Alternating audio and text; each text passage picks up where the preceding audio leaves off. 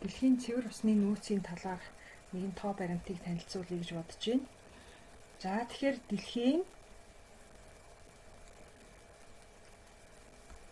нийт усны хэмжээг 100% гэд үзье. 100% гэд үзчих.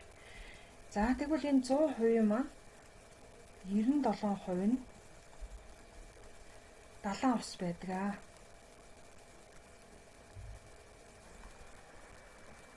Далайн ус байдаг. Өөрөөр хэлбэл устдаа унтанд хэрэглэх боломжгүй ус гэсэн үг. За ердөө 3% нь цэвэр ус байдаг. Гисэн хэдий боловч энэ 3%-ийг тэр чигээр нь бас унтанд хэрэглэх боломжгүй байдаг. Учир нь энэ 3% маань 68.6% нь одоо мөнх, цас, мөсөн гол байдаг. 30.1% нь гүний ус байгаа. Ердөө 1.3% нь гадаргын ус байгаамаа. Тэгэхээр нийт усны 3%-ийнх нь 1.3% гэхлээр дэндүү бага ингээд цэвэр ус байгаамаа. Тэгэхээр энийг та бүхэнд дахин өөр нэг загвар дээр харуулъя. Тэгэхээр одоо энэ загвар дээр л дэлхийн бөмбөрцөг байж байна. Дээр нь энд нэг усан тусал ингээд усан бөмбөлөг харагдчихэв.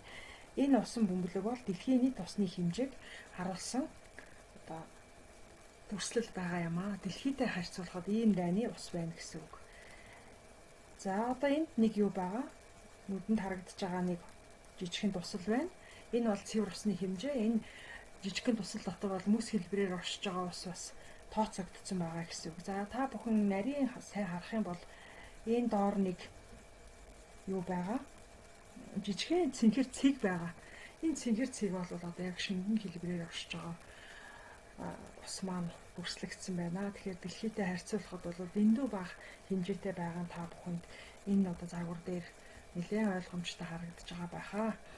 Тэгэхээр одоо бид нар хүүхдүүдээ багаас нь усны талаар зөв хэрэглээтэй, зөв дадал хэвшилтэй болгох шаардлагатай байгаа. Жишээлбэл одоо шүдээ угаахдаа аяхан тусаа хийж угаадаг ч юм уу. Хувцас цэвэрхэн нөмсөж дахин угааж угаахгүйгээр ингэж одоо байж суралцах гих мэдчлэнгийн амьдралын зөв хэвшил бол маш чухал байгаамаа.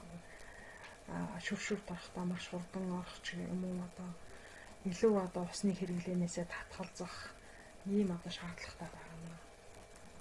За хоёрдугаар нэг чухал зүйл бол усыг дахин ашиглах талаар бид нар маш их санаачлалуудыг гаргах хэрэгтэй.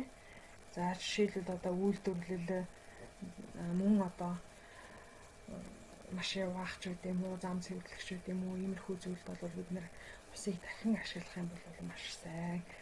Ингэх юм бол бас цэвэр усны нөөцөө бид нэр хэмнэх юм боломжтой болж байгаамаа.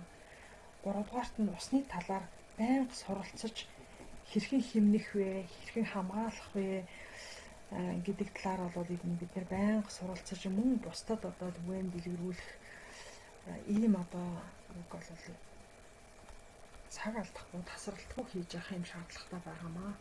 Тийм учраас би та бүхэнд энэхүү одоо жижигхэн мэдээллийг бэлдэж орууллаа. Та бүхэн бас хичээлдээ ашиглаад хүүхдүүдтэйгээ энэ талаар ярилцаарай.